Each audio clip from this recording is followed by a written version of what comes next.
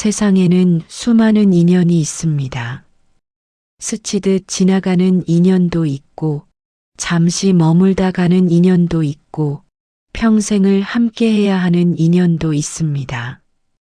그 중에서도 피할 수도 없고, 부정할 수도 없고, 도망칠 수도 없는 인연이 하나 있습니다. 바로 부모와 자식의 인연입니다. 사람들은 종종 이렇게 말합니다. 자식은 부모의 거울이다. 자식은 부모의 복이다. 그리고 또 하나, 오늘 우리가 이야기하려는 문장, 자식은 부모의 업입니다. 이 한 문장 안에는 수십 년의 세월과 인생의 무게가 담겨 있습니다. 여러분도 그 의미를 들어보면 가슴이 저릿할지도 모릅니다. 이제 우리 마음 깊숙한 곳으로 천천히 들어가 보겠습니다. 1. 업이라는 단어가 가진 무게. 업이라는 단어는 종교적이든 철학적이든 가볍게 들을 수 있는 단어가 아닙니다. 업이란 내가 무언가를 선택하고 행동하고 그 결과를 다시 나에게 되돌려 받는 삶의 순환, 인생의 고리입니다. 부모에게 자식은 바로 그 업의 결과이자 또 다른 시작입니다. 부모의 희망, 부모의 상처, 부모의 성품, 부모의 방식. 그 모든 것이 자식에게 전해집니다. 피로써 전해지고, 말로써 전해지고, 표정으로 전해지고, 침묵으로도 전해집니다. 그래서 자식은 부모의 업이라고 말하는 겁니다. 좋은 업이든 안 좋은 업이든 그 결과는 자식에게 고스란히 남습니다. 2. 부모의 인생이 자식의 마음을 만든다. 아이를 키워보신 분들은 압니다. 말로 가르치는 것보다 삶으로 보여주는 게 훨씬 크다는 걸. 부모가 화를 내면 아이의 마음은 불안해지고, 부모가 무너져 있으면 아이의 마음도 흔들리고, 부모가 세상과 싸우며 살면 아이 역시 삶을 두려워하게 됩니다. 반대로 부모가 따뜻하면 아이의 마음도 포근해지고, 부모가 중심을 잡고 살아가면 아이도 세상 속에서 중심을 찾습니다.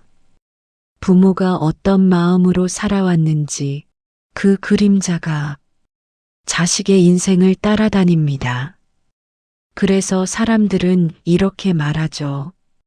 자식은 부모의 얼굴이다. 3. 부모가 겪은 상처는 자식에게 이어진다. 부모가 받은 상처는 자식에게 또 다른 방식으로 흘러갑니다.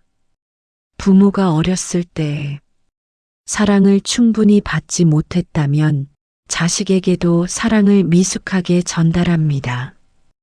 부모가 늘 불안했다면 자식도 쉽게 불안해지고, 부모가 늘 희생하며 살았다면 자식도 자신보다 남을 먼저 생각하게 됩니다.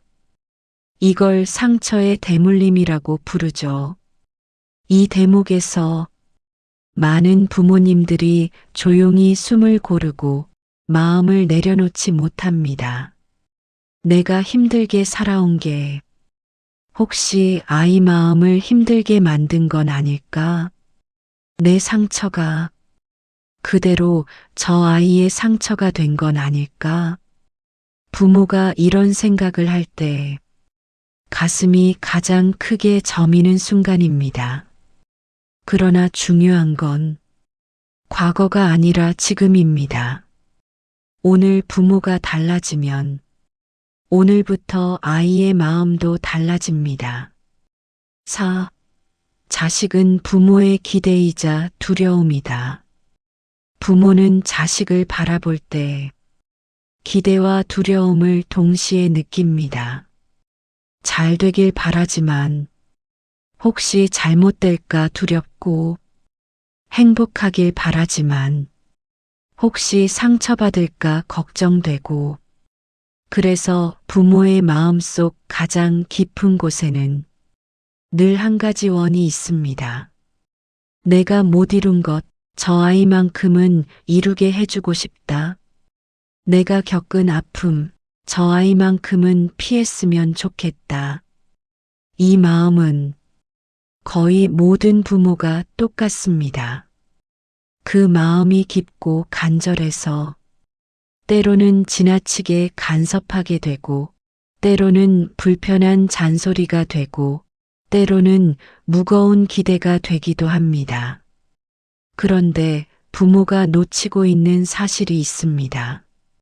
자식은 부모가 원하는 삶이 아니라 자신이 선택한 삶을 살아야 한다는 것.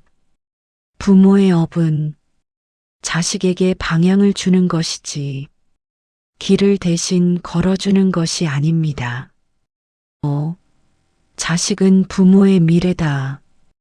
부모가 나이가 들수록 어떤 순간이 찾아옵니다. 나는 이제 내 인생보다 저 아이의 인생이 더 중요하다. 내 앞날보다 자식의 앞날이 더 먼저 보이고, 내 건강보다 자식의 건강이 걱정되고, 내 행복보다 자식의 행복이 더 간절해집니다. 나이가 들면 부모의 시간은 멈추고 자식의 시간은 계속 흐릅니다. 그래서 부모는 자식의 미래를 응원하는 마음으로 자기 삶의 마지막 장을 정리합니다. 자식은 부모의 미래이자 부모가 남기고 가는 가장 큰 흔적입니다. 6. 자식에게 주는 최고의 유산은 마음의 밭이다. 많은 부모가 돈을 남겨주지 못해 미안해하고 재산을 못 물려줘서 속상해합니다. 하지만 자식에게 남겨줄 수 있는 가장 큰 유산은 돈이 아닙니다. 바로 마음의 밭입니다. 부모가 어떤 마음을 살았느냐에 따라 아이의 마음 밭의 질이 달라집니다. 부모가 감사하는 마음으로 살았다면 아이의 마음에는 따뜻함이 자랍니다. 부모가 늘 분노 속에 살았다면 아이의 마음에는 두려움이 자랍니다. 부모가 자기를 존중하며 살았다면 아이도 자신을 존중합니다. 부모가 자신을 무시하며 살았다면 아이도 자신을 무가치하게 느낍니다. 부모의 인생은 자식의 마음에 뿌리로 남습니다. 그래서 부모가 가장 먼저 해야 할 일은 자식에게 좋은 마음의 밭을 물려주는 것입니다. 7. 부모의 욕심이 줄어들 때 자식의 삶이 피어난다. 우리는 종종 자식을 사랑한다는 이유로 그 아이의 인생에 너무 깊이 들어갑니다. 하지만 사랑과 간섭은 종이 한 장 차이입니다. 부모의 바람이 줄어들 때 자식의 선택권이 생기고, 부모의 기대가 내려갈 때 자식의 호흡이 편해집니다. 부모가 자기 삶을 사랑할 때 자식도 자기 삶을 사랑하게 됩니다. 자식이 잘 살기 바란다면 부모는 먼저 자기 인생을 평온하게 살아내야 합니다. 부모의 행복이 자식의 가장 큰 축복이니까요. 8. 자식을 위한 마지막 마음 정리. 이제 여러분에게 가슴 깊은 곳에 있는 질문을 드립니다. 나는 지금 내 자식에게 어떤 업을 남기고 있는가? 불안인가? 불평인가? 희망인가? 사랑인가? 아마 대부분의 부모는 사랑을 남기고 싶을 것입니다. 그렇다면 오늘부터 부모가 해야 할 일은 단 한 가지입니다. 나를 먼저 치유하는 것, 내 마음의 상처를 정리하고 내 지난 삶의 후회를 내려놓고 내 감정을 다독이며 부드럽게 늙어가는 것. 부모가 치유될수록 자식은 편안해집니다. 부모가 평온할수록 자식의 삶도 안정됩니다. 부모의 업은 결국 부모의 마음에서 완성됩니다. 세상의 모든 부모님께 말하고 싶습니다. 자식은 부모의 업입니다. 그 말은 곧 부모의 사랑이 자식의 인생에 가장 깊은 영향을 준다는 뜻입니다. 완벽한 부모는 없습니다. 하지만 마음을 치유하고 부드러운 어른으로 성장해가는 부모는 세상에서 가장 큰 선물을 남깁니다. 자식은 부모의 업이지만 부모도 자식을 통해 다시 성장해갑니다. 이것이 삶의 순환이고 인연의 깊이입니다. 오늘 당신이 조금 더 부드러운 마음으로, 조금 더 따뜻한 말로, 조금 더 자신을 사랑해 준다면 그 변화는 자식의 삶에서도 피어날 것입니다.